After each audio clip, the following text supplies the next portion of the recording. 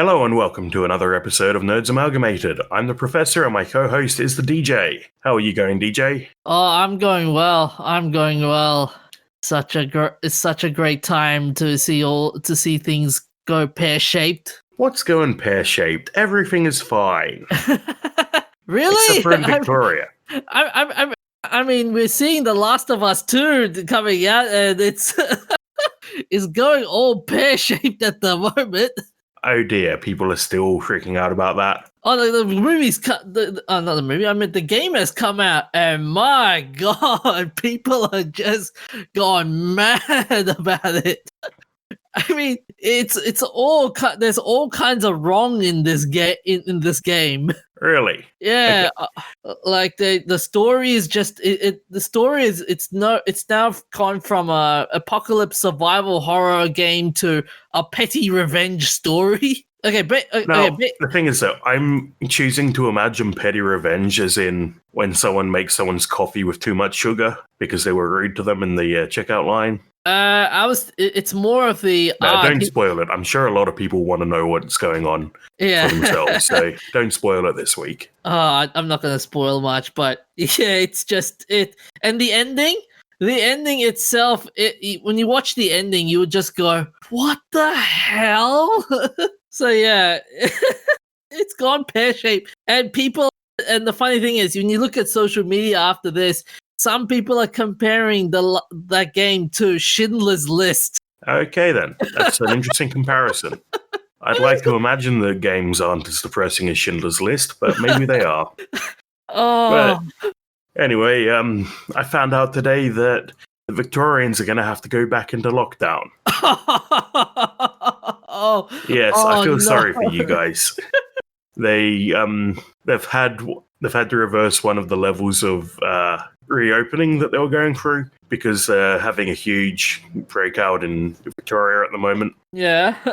So I'm just imagining that you know that G.I. Joe PSA video where he's like, "Give him the stick, don't give him the stick." But it's that with Dan Andrews saying, "Get on the beers, don't get on the beers." I heard like 21 cases have come up now. So, oh man. See, here's the funny thing. You've literally put people under house arrest. That's the sad part about this lockdown. Hey, it's not arrest. It's only arrest if you want to leave.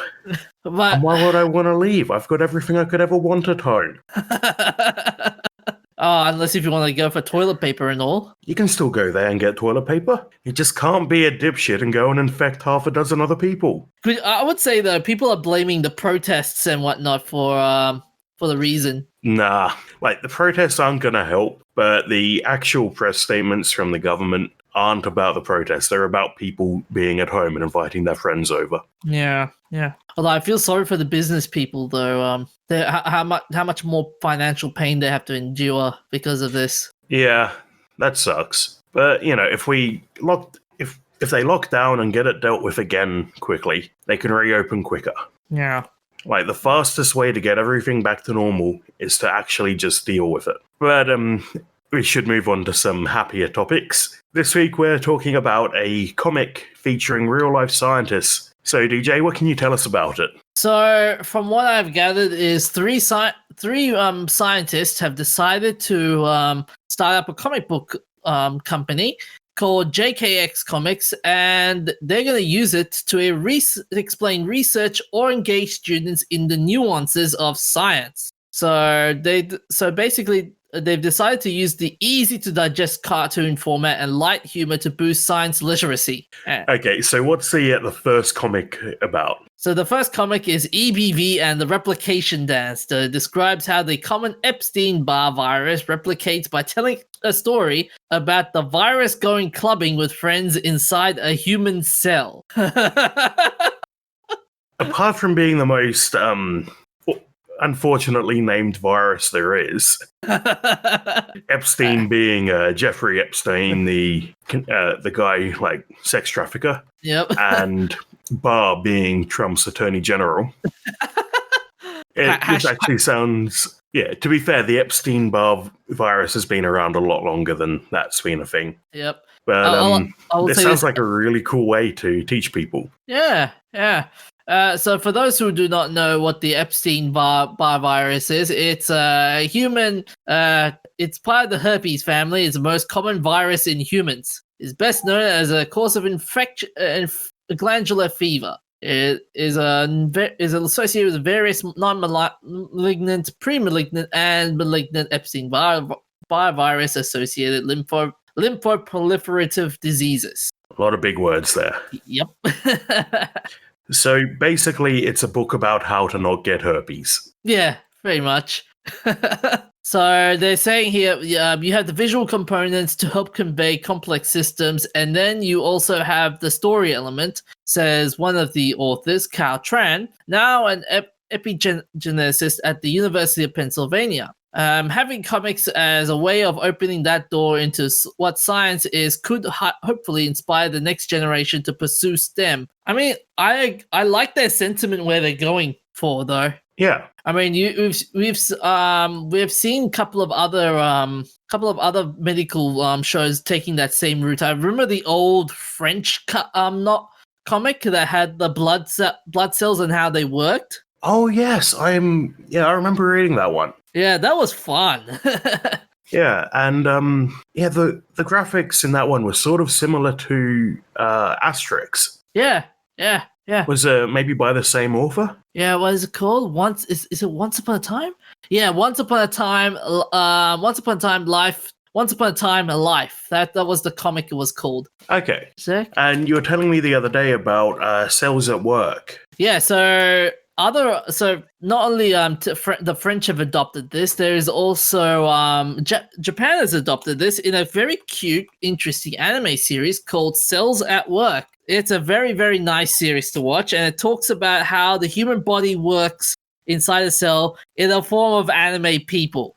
So let me put that up as well. So with the Cells at Work is basically you take inside the human body where trillions of anthropomorphic cells each do their job to keep the body healthy. It focuses largely on two such cells, the rookie blood cell and white blood cell. And they've recently announced that there'll be a spin-off called Cells at Work Black, which is basically what the human body would be like inside a person who's not exercising or not healthy at all. Basically, hence it's always code black. Yeah, this isn't the only educational comic out there either. There's a few others. I can't think of them off the top of my head. Do you know any others, CJ?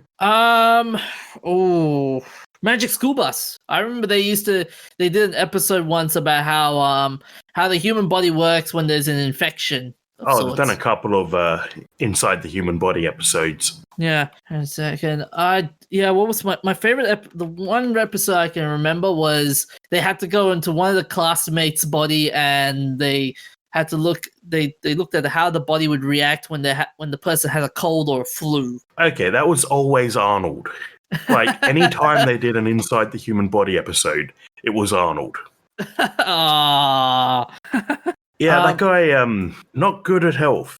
Actually, no, I'm lying. There is one episode where they go inside Ralphie. Yeah, I think that's the one. Yeah, inside Ralphie. Yeah, Ralphie's the one when he has a cold. Yep. But they also do inside Arnold when he eats too many carrots and becomes orange. And another inside Arnold, which was about the digestive system. Arnold's the redhead, right? Ginger. Yep. Yeah. But I think it's a nice concept. It's a nice concept, but they have to deal with like the competition in terms of there are a lot of comics that have done the same sort of idea before. So they have, but this one isn't just doing inside the human body. So they've got 11 comics online for free, which if you're a teacher, you can go and download these and I presume show them to your class. But they want to show that scientists aren't just Einstein-haired antisocial freaks. Yeah. They're real people. But their latest comic, Gilbert's Glitch Switch. Yeah, a bit of a tongue twister.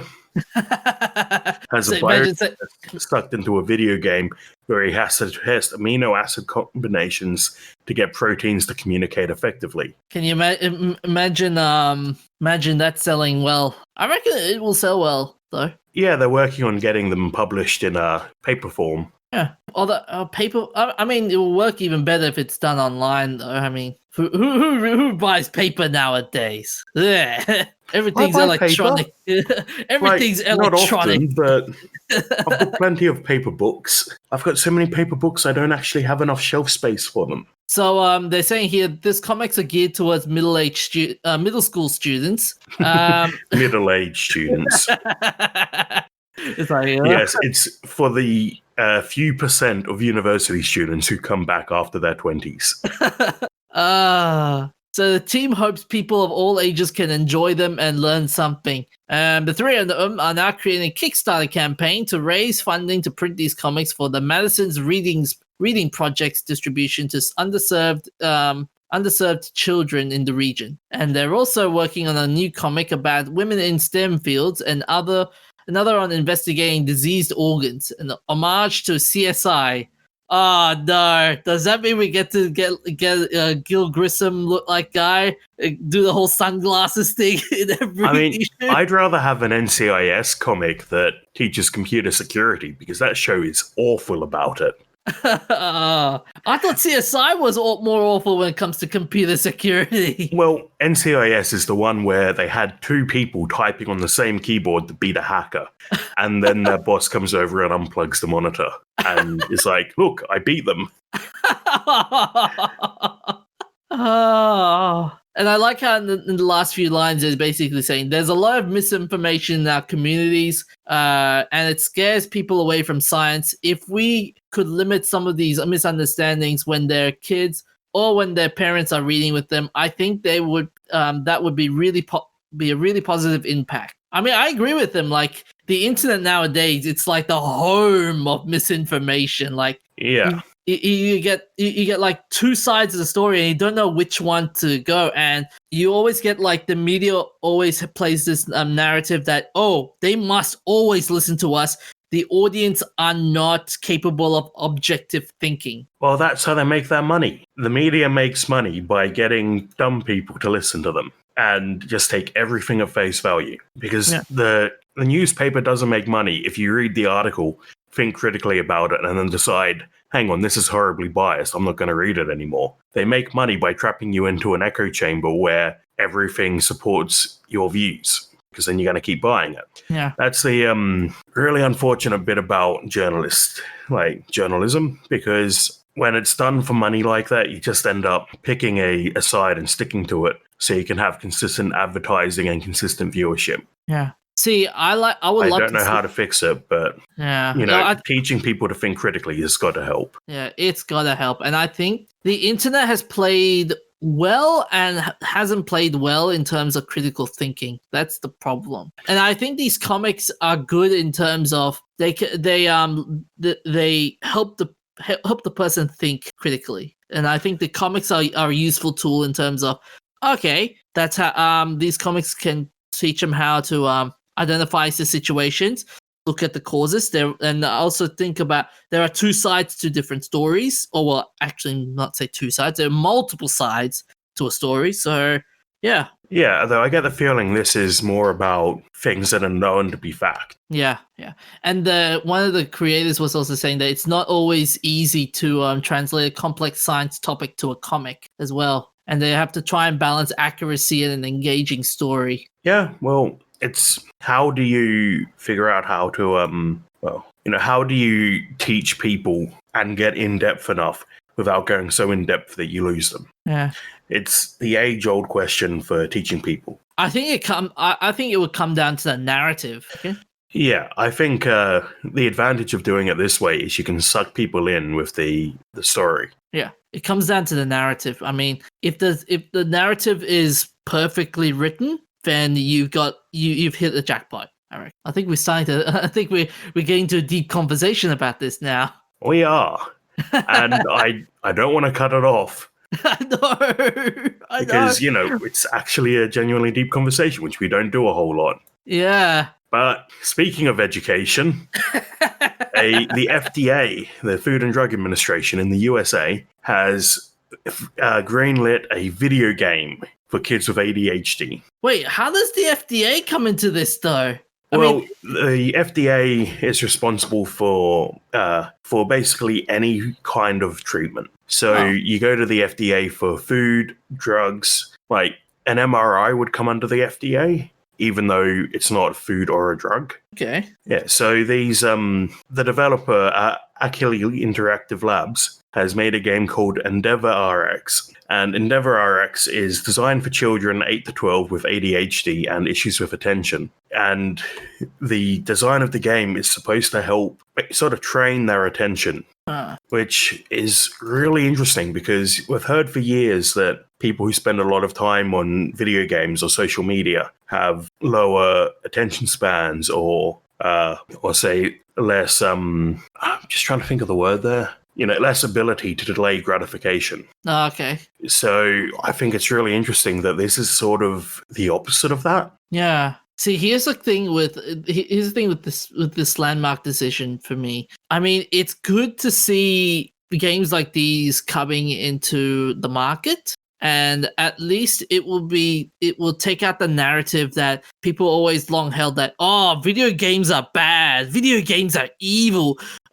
Like we always hear the same old arguments about how the video games are dangerous to people. Like this decision, I hope it's a stepping stone. Yeah, although I think that view is only going to die out when the people that hold it do. Yeah. But this is a big thing for the sort of the educational games industry, because it means that not only can you make a game that's supposed to teach people, you can make a game that's supposed to help with therapy. So this is the first game to be marketed as a therapy for any type of condition. But I imagine you could apply this to, say, depression, anxiety, ADD. Maybe a game could be made to teach social skills to autistic people. Yeah. I'm seeing here it says Achille sees the video game as a delivery system for targeted algorithms that can help activate and strengthen certain neural networks in the brain. It's more ambitious than many digital health apps and software programs that aim to help patients manage medical conditions, such with education tips and reminders. I mean, that's going to be interesting as well. Like this against the digital health apps that we see around the internet. Like some do its job. 90% of them are bullshit. Really? It wouldn't surprise me. Okay, I'm pulling that statistic out of my head, but it wouldn't surprise me if 90% of health and mental health apps you see are just completely useless. Because the big thing about this is that Endeavor RX has been tested. Mm-hmm. So you might have an app that guides you through a, say, CBT or another program that for your condition, but this is the first game that is completely new tech. I do have a question for you though. Where do the digital health apps fail where this one succeeded, in your opinion? Well, most of them aren't going to be made by actual neuroscientists and psychologists, and by having FDA clearance, it can actually be prescribed to people who need the therapy. So the other apps are designed to get your attention. They're for the advertising money. They're not for for people to come and make an actual difference with their life, because they're to support a company. But this one's got backing from people who really know what they're talking about. Yeah. And they might be, and I reckon they're potentially facing very stiff competition as well. Like even though they have backing from well-known neuroscientists and stuff, the digital market, it's insane. It is. I mean, like 1 minute you can have like a Candy Crush game, and if it hasn't been developed or anything to up like patches or any new stuff added, it can go down the drain easily. Well, again, I think this is since it's got the backing of the FDA, it's not going to sort of fade away. Oh yeah, it won't fade away, but it won't fade away completely. But it will be there, but it's just like it won't be as eye catching, Like I said, the digital market is insane. Yeah, but it's got people being drawn to it by their doctor. Yeah, I agree with you. So it doesn't have to rely on advertising to get users. The doctor will say, go and check out this app. It's FDA approved. It's been tested. Yeah. And from what I'm seeing here, it's that Despite getting clearance, the game's been available for the past few months under an unusual early rollout prompted by the epidemic. Basically, the FDA decided to pre-release apps like this because they're considered low risk. The chances of something going wrong are low, so you don't have to worry about what will happen if, say, you use that for treatment while you can't get to your regular therapy. Yeah. It's not going to cause you to go backwards at all. Yeah. And that's the other interesting thing. Even though the FDA has approved this treatment, you know how and as you said, they approve treatments and stuff. Treatments cost money, and they really eat up a lot of money. They can, yeah. But if this does cost anything, having it FDA approved means that your insurance can cover it. Yeah. What do they say here, though? I just saw a sentence here saying they set up a website to make its game available for free for eligible children. There you go. So it's free. Like, I think that's also a benefit as well with Akil. It's Akili? Yeah, Akili. Yeah, Akili Interactive. Yeah, that's also a benefit for Akili Interactive. If you make something free for children who suffer from ADHD and stuff, that's a blessing. That can win you fans a lot more. Yeah, I think one of the things that keeps people away from treatment is the cost. And sometimes it's not only they stop the treatment completely. They would always go for a substitute, like a low cost, something which is cheaper as well. But it wouldn't work well. But then it's a 50-50 chance kind. Yeah, some people will get absolutely desperate and do things that end up being detrimental because they just can't get treatment. Like, you hear about people self-medicating with alcohol or other drugs. Having access to FDA-approved treatment for a reasonable cost means that they're getting a product of known quality. There's no risk that someone's going to be playing this game and accidentally shoot up fentanyl instead of heroin. Yeah. You can't overdose on a game. But someone on ADHD might use Ritalin, which I think is in the amphetamine class. So you wouldn't ever want to use, say, you wouldn't want to use a self-administered dosage of an amphetamine to treat your ADHD. By the way, you were saying someone cannot get overdosed in a game unless if they're playing Fortnite. I feel like Fortnite is even more boomer bait. But I see a lot of boomers complaining about Fortnite. I don't see them complaining about this sort of game. Yeah. I do have a question for you. So, from a game developer's perspective, seeing this kind of thing in America, could you actually see this happening in Australia? Yes, because for the most part, we follow the FDA's lead. So if the FDA says it's good, there's a bigger chance that the Australian medical system will start to use it. What are the chance? So you reckon there'll be a high chance in Australia for this for games like these to come out in Australia? Yeah, I would not be surprised to see this being used in Australia in the next year or so. And it's also, hey, government, if you're listening, it would be a great way to boost the games industry. Put development into like mental health apps through the Australian industry. There is one that's There is one that's closest to it. It's called the Tali. So Tali Health. It's basically creates game-based programs to improve attention in kids. Tali Train is clinically proven to boost attention in children ages 3 to 8 years old in just 5 weeks. That's impressive. I'll post up the link on all these links will be put up in the show notes, by the way. So yeah, I wonder if that's backed up by studies or not.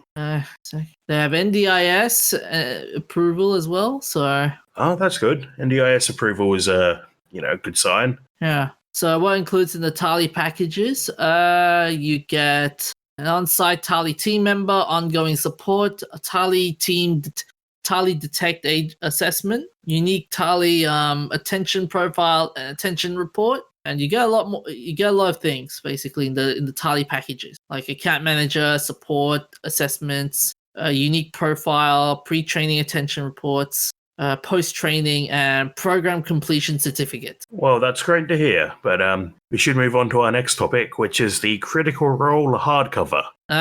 Yes. So what's the deal here, DJ? So, fans of the series which include characters such as Keyleth, Vex, Pike, Grog, and the rest of the Vox Machina, the crew that launched the successful Critical Role property, have now joined with Dark Horse Comics to help everyone get up to speed with every critter prehistory with this fall's release of Critical Role Vox Machina Origins Library Edition Volume 1. And Volume 1, is 320 pages, so that tells you something about the how big this is going to be. Yeah. You're going to need to build a new bookshelf. So yeah, it basically tells the backstories of each of these members. So the characters in the first campaign of the podcast, before the adventure fans are really familiar with, including the first time they came together and the stories that made them into the beloved heroes they are now. And so the new oversized edition collects the first two Critical Roles Vox Machina Origin miniseries in their entirety, written by Matt Mercer, Matthew Koval, and Jody Hauser, and artist by Olivia Sampson and colorist Chris Northup and MSA SSYK. Yeah, are you supposed to pronounce that like Msasic? I think so. Or is It it looks like just an acronym? I think it's just an acronym, but Wait, it's an initialism because an acronym has to be pronounceable, I think. So like NASA is an acronym, but CIA is an initialism. yeah. Second, Masasic. It's but okay. I've got his Twitter handle. It's Michele Asara Rasaha Korn. Okay. It's such a long name, but dang. Yep, enjoy pronouncing that. Oh yeah, I'm seeing her artwork now and it looks really impressive. Wow. Really good artwork. But yeah, I mean you've heard of Critical Role, haven't you? Yes, I have. I've listened to quite a bit of it. What are they any good to have a listen to? Yeah, I used to listen to them while I had a programming job. Nice. Which is more difficult now. I'm working help desk and I have to actually talk to people. Oh, come on. It cannot be that bad. It cannot be that bad. No, it's not bad having to talk to people so much. What is bad is when you're trying to work on something and having your attention distracted every 5 minutes by a phone call. Fair enough. Like, yes, I know the email server's down. I'm working on it. So for those who are curious, Critical Role is a Dungeons and Dragons podcast. It's led by Matt Mercer, who's the dungeon master in this in this series. And the brand has grown to encompass multiple projects across different medias, including animation, live performances, and comic books, with more than 500,000 viewers tuning into the core series each week. And for those who are curious who Matt Mercer is, he is the voice of Levi from Attack on Titan, McCree in Overwatch, McCready in Fallout 4, and Midas and Sid in Fortnite. And all of the characters in Critical Role are played by voice actors. Yeah. Oh, and I also put. You get some really good quality work there. Yeah. Oh, and I also forgot Matt Mercer's Leon from Resident Evil. Oh, the remaster or the original? I think in all of them. I suppose I've only played Claire's Path in the remaster, so he's in Resident Evil 6, Damnation, and Vendetta. And I think someone else is doing the Resident Evil 2 remake. But yeah. But what do you reckon, though? Like, you reckon it's a good idea just to have a lore book? Yeah, this is great. It's a bit of extra content for fans. It's why not just go and expand the whole universe more? People want more, so do it. You sound like David Cage just then. Give me more. But I reckon it's a good idea to have a lore book, like for those people who want to start in. But then it just defeats the purpose, though. Like, why not just go to Wikipedia? Like, there is always a wiki about Critical Role, isn't there? Okay, why would you ever experience any work of art ever instead of going and reading the Wikipedia page about it? I mean, why would you watch anime? Don't even bother with the anime. Just go to Wikipedia. Would you do that? Why would I? Because I would go to the wiki. Like, if I want to catch up on the series, like if I miss out, I would just watch the anime, like just to see if they follow the manga to its to actuality. Well, this is new content. Mm-hmm. well, not really new content. It's been out for a couple of years. This is a compilation, but it's also it's a compilation of stories from a couple of years ago, but it's not content that's in the podcast. It's origin stories. So basically, it's like behind the scenes, more behind the scenes stuff more than. Yeah. Okay. Then I can see that. Yeah. And if it was about the podcast, well, this is going to be a much quicker and simpler way to get through, 40 hours of content than listening to a year's worth of podcasts. Well, there is always YouTube, and many YouTubers will write will make videos saying okay, follow this character's journey, and they'll make but this is the official thing. Okay, so you know it's going to be quality. Yeah. My only hope is when it comes to lore books like these is that they don't add in new stuff there's a lore book I've been looking at, which is a Rooster Teeth property called the Ruby Companion book, and in the Ruby Companion book they basically explained a lot of things that should have been in the series when animated, which they put into the thing, and you're like, what? I didn't see this. Well, Critical Role is pretty good at being standalone, so I don't think that's something you need to worry about there. Yeah. Would you buy it though? Yeah. Like I said earlier, I'm going to need to build a bigger bookshelf. But I would be definitely interested in this. I want to see how much is the price for one of them. Amazon, there we go. Okay, so for hardcover, this is off the Amazon America, $29.47 American. Not too bad then. This is this is for series 1 and 2. So for series 1 and 2. That's volume 1 though, isn't it? No, series 1 and 2, I think it's both I think it's volume 1 and 2, but then they've worded it as series 1 as in volume 1 and volume 2 differently. Okay. A second, I'll put it up there. I might take a look at that later. Yeah. But I might actually have a look into the Critical Role Origins Critical Role podcast itself, because I've started playing a bit of D&D lately, and I really want to know how to play it to acceptable standards. Yep, fair enough. Well, there is a lot of content there, so be prepared. Well, goodbye Netflix binging. Hello YouTube binging. Yep. So, what have you been playing this week, DJ? I've been playing Valorant, a game by Riot Games. And I will say this, it is a very, very interesting game. So it's basically, from what I've seen, it's basically CSGO with heroes, isn't it? It's CSGO with Overwatch. So combine the CSGO elements in terms of buying a weapon at the startup and having a bomb with every character has their own abilities and ultimates. So what do you think? Is it worth playing? I don't know. I mean, CSGO has that fun moment, like you can knife someone, you can have fun. Valorant is just, it's just a poor copy. You can buy weapons and you can knife people and stuff, but it's just, it doesn't have that CSGO funny. Like you can have a lot of fun with CSGO and stuff. Valorant is just, yeah, okay, you include Overwatch abilities. It's like cut and paste, basically. Like some of the, one character, for example, Phoenix, he's basically, his ultimate is basically, I can clone myself and use my clone to send them to fight my battles for a limited time only. And you got another person's ability that has the orbital strikes. So will you go back to it? I would go back to it. Yeah. Oh, and the other thing about this game is the microtransactions. Boy, there are a lot of microtransactions. Are they cosmetic only? Yeah, they're cosmetic only for the weapons, and just for the weapons. Like you can you can have your different gun designs. You can also have different chains attached to your gun.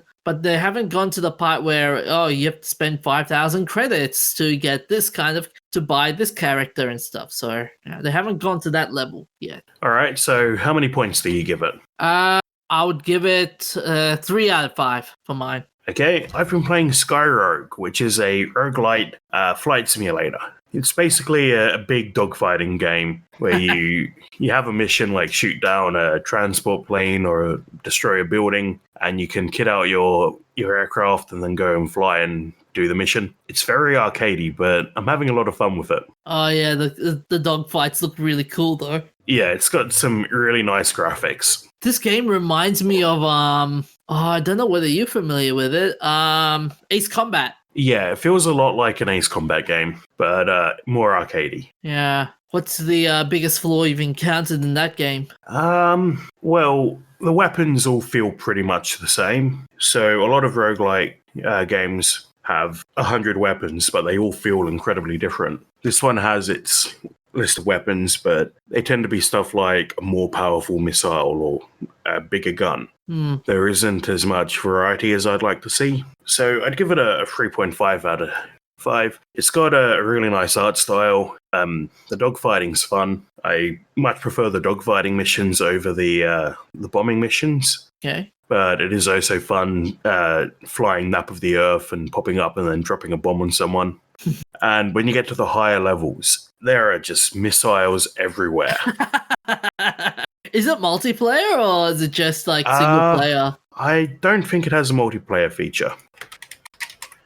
I mean, I'm looking at the trailers and the graphics look really nice. Yeah, and there's different skins, including one that's a reference to Luft Trousers, which is a similar idea but in 2D side-scrolling. Okay, so it looks like there's a 2-player co-op, but it's only local co-op. So I don't know how well that would work over Steam. What was it called? Lightspeed? Hang on a second. How do you spell Luft Trousers? Is it L-O-V-E? Luft Trousers or? No, Luft. L-U-F-T. Oh. R-A-U-S-E-R-S. L-U-F-S. Oh, that's Luft Trousers. Oh, yeah. Yeah, so one of the skins has that sepia tone and everything. But Luft Trousers has a lot more aircraft combos. Mm-hmm. So there's no story. There's no story mode for this, is there? It's just no, not really a story at all. It's just randomly generated missions, and each mission gets harder. What's the hardest you've encountered in this game? I made it to I think day 6, but I'm not sure how many days there are. So I Is this best? Is this better than that air game we once played? Sons of Icarus. Sons of Icarus. No, that's Guns of Icarus. That's right. Is very different. Guns of Icarus is people running around on an airship repairing guns and stuff. This is just a single pilot sort of modern era with flying airships though, which is flying aircraft carriers, which is cool, but no steampunk theme. Ah, fair enough. So on to our shoutouts. On the 11th of June 2020, the PlayStation 5 was revealed. The PlayStation 5, which looks like a weird Wi-Fi router and is black and white like a stormtrooper, has been officially revealed. And I want to know how much Rockstar paid to have their trailer for GTA 5 be the first product shown. I bet you it must be like an obscene amount of money. Yeah, because that's like a 7-year game that's 2 generations old now. And that was their flagship product. That's nuts. So there's 2 models, one with a disc drive and one without. Will you be getting it, DJ? I'll wait for the next few years when they get slimmer models. Yeah, maybe get a slim and once it's developed a bit. Yeah. It's hard to choose for the first year or so. You got to wait and see who gets the exclusives. Yeah. Because the big difference for the consoles is bugger all, since 90% of people are going to use it to play COD and Fortnite. Yep. So yeah, I reckon just wait a year and see what exclusives you get. Although for the PlayStation 5 reveal, there was some very nice games that have come out though. Like Horizon Zero Dawn 2. What else was it? Oh, Ratchet and Clank Rift Apart. Spider-Man Miles Morales. Hang on a second. Here we go. Oddworld Soulstorm. So the Oddworld franchise is continuing on. Hitman 3. The creators of Octodad have come up with a new one called Bug Snacks. Oh, that'll be good. Yeah, so creatures are a mix of bugs and snacks such as burgers and strawberries. I hope that one comes out on PC because I'm not buying a a PlayStation just for one game, but we'll see. Yeah. Resident Evil, a new Resident Evil game was coming out, and Demon Souls remastered. Yeah, I feel like we'll be more likely to get the Xbox exclusives on PC just because of Microsoft having a Play Anywhere feature at the moment. With the PlayStation, Sony will probably push PlayStation Now, which is their streaming product. Yeah. Well, I'm hoping that with the PS5 and the new Xbox console coming out, that we might get a chance to have cross-platform, because that's been a big thing in the last few years. Yeah, a lot of games are supporting cross-platform multiplayer now. Yeah, which is about damn time. Yeah, and on the 15th of June, a ginger beer bottle from the 1930s sold for $17,500. The bottle is a stoneware Donnelly and Butler bottle from Warwick, which is a few hours southwest of Brisbane. And the what makes this bottle special is it has a green lip, and there's only been 2 or 3 perfect condition bottles like this. So basically, if I were to get a Coke bottle right now and preserve it in the basement somewhere, 50 years later, that Coke bottle is going to be like $5,000 or something. Maybe. I mean, you saw what happened to Beanie Babies. Oh yeah, they're very, very valuable, as I heard. Yeah, very, in huge quotation marks. Probably the most valuable one at the moment is Tremor, the shiny dinosaur, because Tremor is the zero-G indicator on the SpaceX Demo 2 mission. On the 16th of June, Christopher Nolan's Batman Begins turned 15. So Batman Begins was the first of the serious Batman movies of the 2000s, replacing the campy 90s movies. Which, is this one, this ties into the Dark Knight trilogy, doesn't it? Yep. Because I never hear anyone talk about Batman Begins, but people love Dark Knight. People like the Dark Knight because it's Heath Ledger, the Joker. Okay, so Batman Begins took $371 million worldwide. And on the 18th of June 2020, Dame Vera Lynn passed away at 103. Dame Vera is most well known for the song We'll Meet Again, which was a World War II song sung to the troops in India and Egypt during World War II. On the 75th anniversary of VE Day and during the height of the coronavirus pandemic, Dame Vera said, "Simple acts of bravery and sacrifice still define our nation." Obviously, speaking of the UK, she's the oldest artist to get a top 40 album in the UK, beating her own record when her greatest hits album re-entered the charts at number 30. So, wow, that's pretty impressive, getting a world record for oldest artist to get a top album, at 103 years old.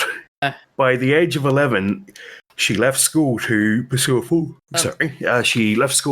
full-time career as a dancer and singer. Boris Johnson said, "The singer's charm and magical voice enhanced and uplifted our country in some of our darkest hours. Her voice will live on to lift the hearts of generations to come. And it is true that it will live on because I had that song stuck in my head all day the other day." So have I. That song, I don't know. That song is it's a melancholy song.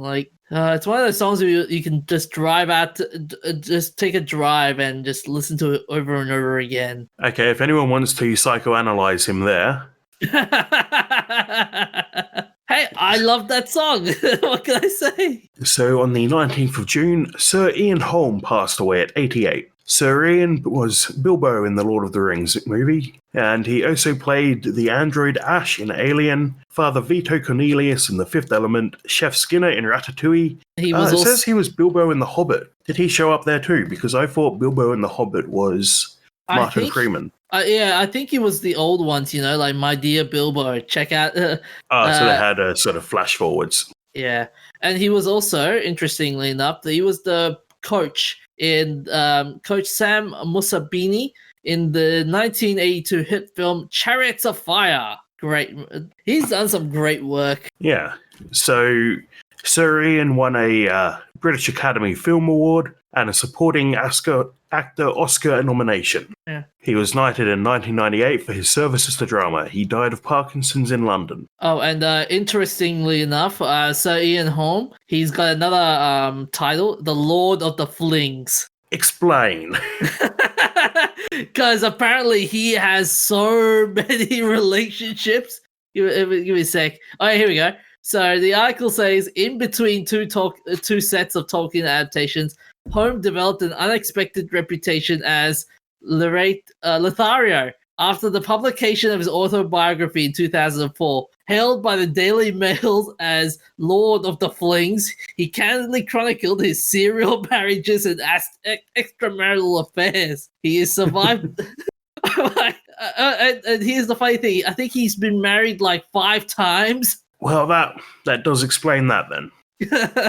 I was like, holy moly! So, on the 16th, onto our remembrances, on the 16th of June 1804, Johann Adam Hiller passed away. Johann was a German composer, conductor, and writer who created the Singspiel, an early form of German opera. It's characterized by spoken dialogue alternated with ensembles, songs, ballads, and arias. Singspiels are generally comic or romantic and include elements of magic, fantastical creatures, and comically exaggerated characterizations of good and evil. Hillier was also a teacher who encouraged musical education for women, including his pupils Elizabeth Mara and Corona Schroeter. He was the Kapellmeister of the Able Sailors Theatrical Company. His most important operas are Lottie at Court, The Devil is Loose, and Poultice or Troy Rescued.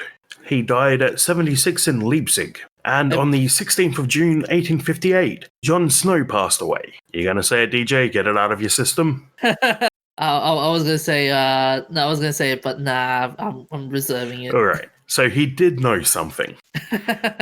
He is one of the founders of modern epidemiology, in part because of his work in tracing the source of a cholera outbreak in 1854. So he realized that the cholera was coming from an infected water pump, took away the handle, and people stopped getting sick. And It turns out now that most people catch cholera from contact with the fecal matter of an infected person. So that says something about the water quality in London in 1854. His findings also inspired the adoption of anesthesia and changes to the water and waste systems of London. He also studied ether and chloroform as anesthetics. He personally administered chloroform to Queen Victoria when she gave birth to the last 2 of her 9 children, and which led to wider public acceptance of obstetric anesthesia. Because before anesthesia was discovered, most medicine was grin and bear it. And that's why you would do surgeries as quickly as possible, leading to that guy who was infamous for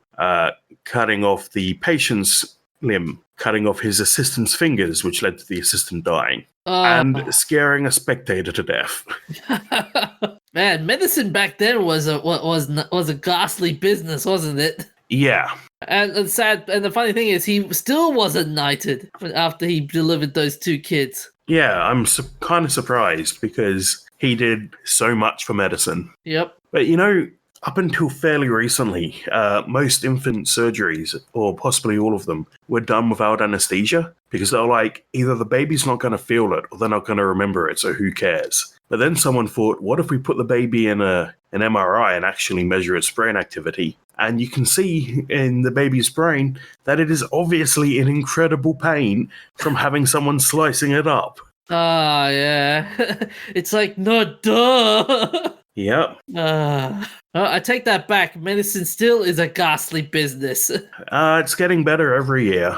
Yeah. So he first realized chloroform was more potent than either and required more attention and precision after a 15-year-old patient died during a surgical procedure that required the cutting of her toenail, which, I don't know, I imagine maybe an ingrown toenail, which these days is a fairly simple and quick procedure. Imagine dying because you had an ingrown toenail. That would be that would be a very bad way to go.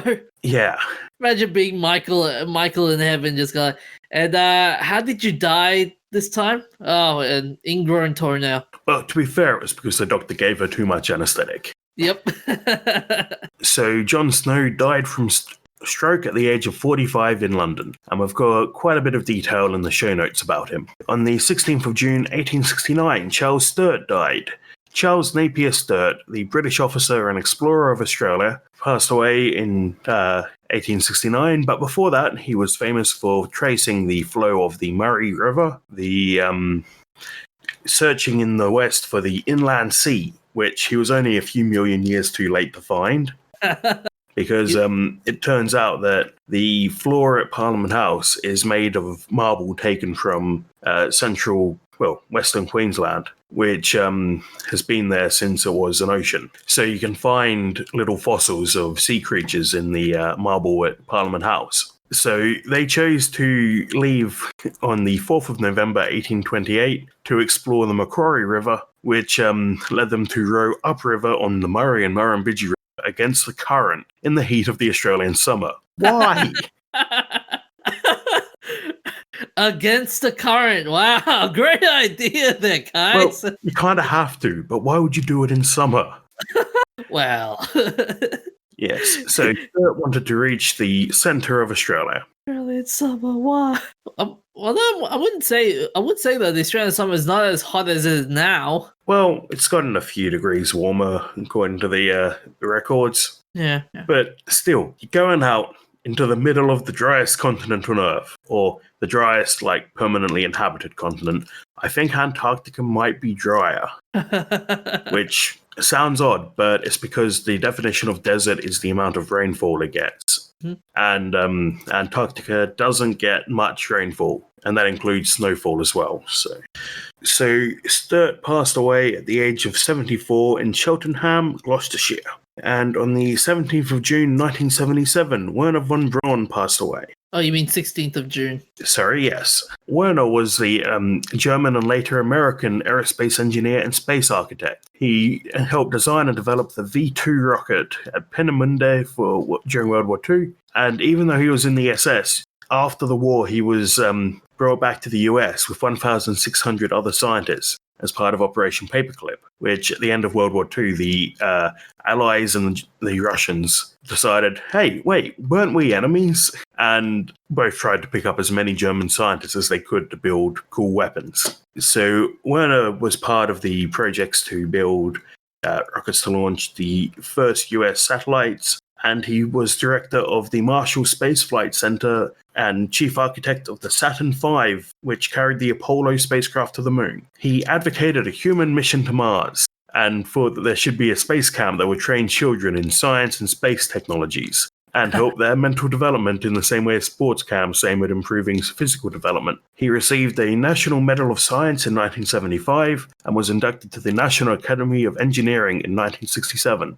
And he was also very conservative about his engineering and designed with safety factors and redundant structure, which went against the common thinking of the time where people were trying to build rockets as light and sleek as possible. But, very glad because, enough lives have been lost from poor decisions in spacecraft design. Oh, yeah. Yeah, they could have had sorry, which one is it? Is it Columbia that exploded on takeoff? I thought it was Challenger.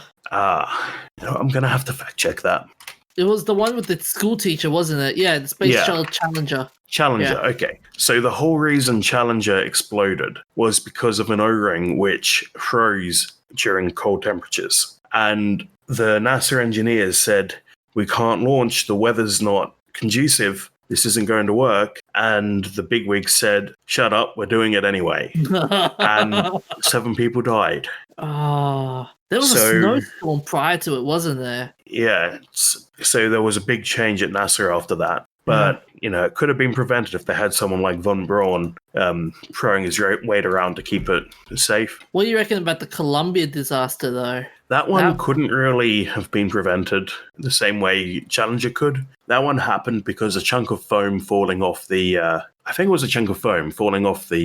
external fuel tank damaged the heat shielding, and there was no way to bring them home safely. So they took a risk, and unfortunately it didn't work out. But what they had to do after that was keep a shuttle on standby, because that way there's not enough supplies on the ISS for the shuttle team to move in, and assuming they're in an orbit where they can reach the ISS.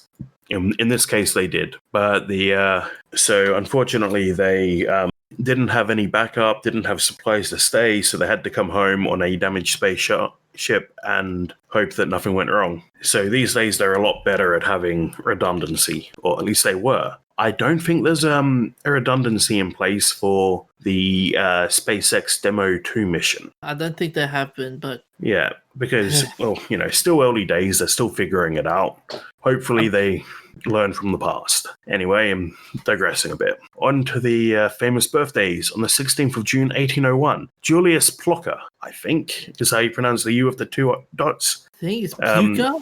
Yeah.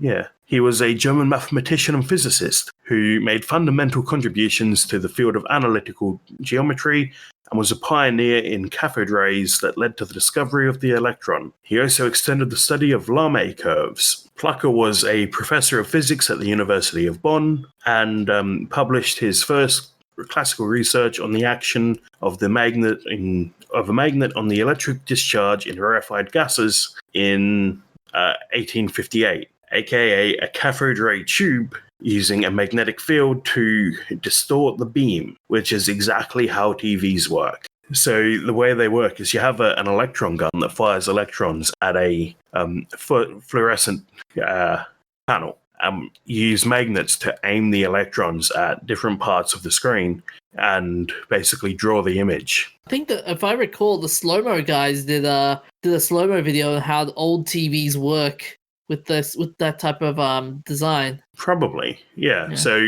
you have there's a specific pattern where the line draws across like every second line, and then it goes back and does the line in between, which is called interlaced. These days we use progressive, which means draws every line one after the other. But the reason interlaced works is because of image persistence on the tube and in your eyeballs. But it is really cool. He anticipated Robert Wilhelm Bunsen and Gustav Kirchhoff's discovery that the lines of a spectrum are characteristic of the chemical substance which emitted them, which is the basis of spectroscopy. Ugh, I can't get the word out. Yeah, which is a really interesting way of looking at light, figure out what's going on in the source of the light. So he was born in Elberfeld, the Duchy of Berg, Holy Roman Empire. On the 16th of June 1915, John Tukey was born. John was the mathematician best known for developing the fast Fourier transform algorithm and box plot, and a whole bunch of other stuff. He is also credited with coining the term bit, which is while he was working at Bell Labs, the bit is basically a single point of data in a computer, and standard computers these days are based on 8-bit, which uses 8 bits to represent a single byte, and that byte then represents letters, numbers, basically everything you could need. So basically, he's the guy behind. So he's the guy that founded the thing that's. So basically, he founded the unit, which is founded the unit. He came up with the name for the unit. Yep. which produces images and make things known as GIFs. Was it GIFs? God damn it!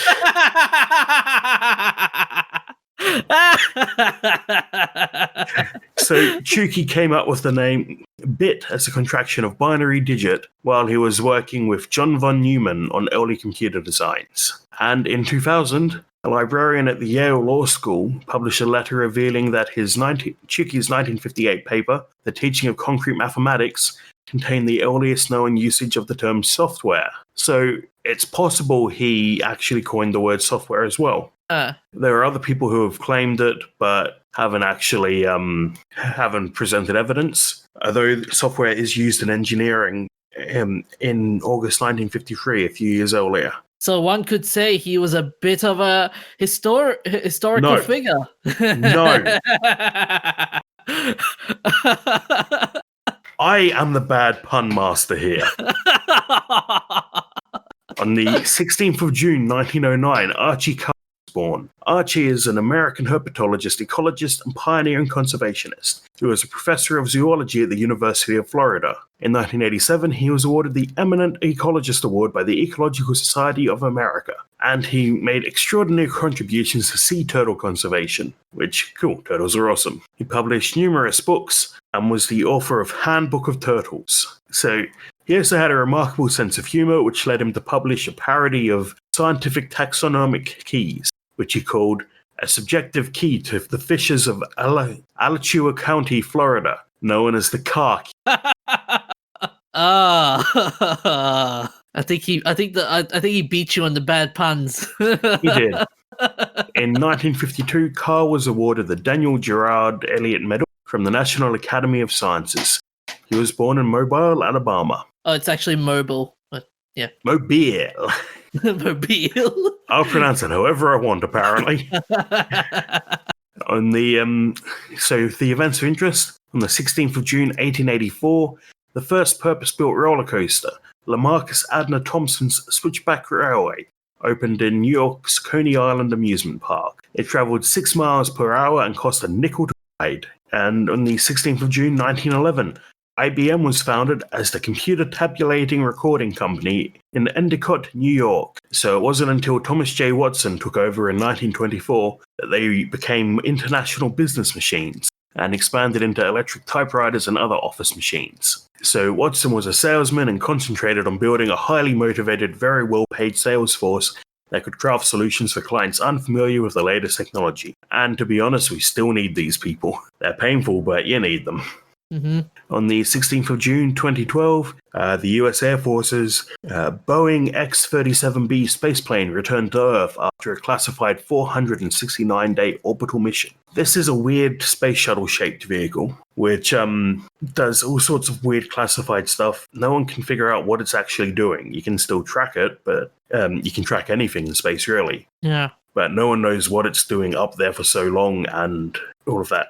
So the theories are satellite killers, orbital spy platforms. Yeah, nobody knows. On the 16th of June 2016, the Shanghai Disneyland Park, the first Disney park in mainland China, opened to the public. So Shanghai Disneyland features the biggest, tallest castle in any Disney park, first pirate-themed land, and its most technologically advanced park to date. It was opened by Bob Iger and Chinese Vice Premier Wang Yang. So in the American parks, the Main Street entrance is called Main Street USA, but in Shanghai it's called Mickey Avenue for obvious reasons. Hey, is Winnie the Pooh owned by Disney? I think so. Yeah. I wonder if Disneyland Shanghai has any Winnie actors. No.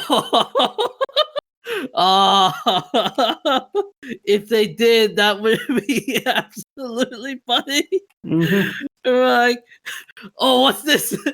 Put it in the gulags. Kick him out of the country. Oh, apparently 2 years ago, Winnie the Pooh could be banned from Disneyland Shanghai because of the meme. There we go.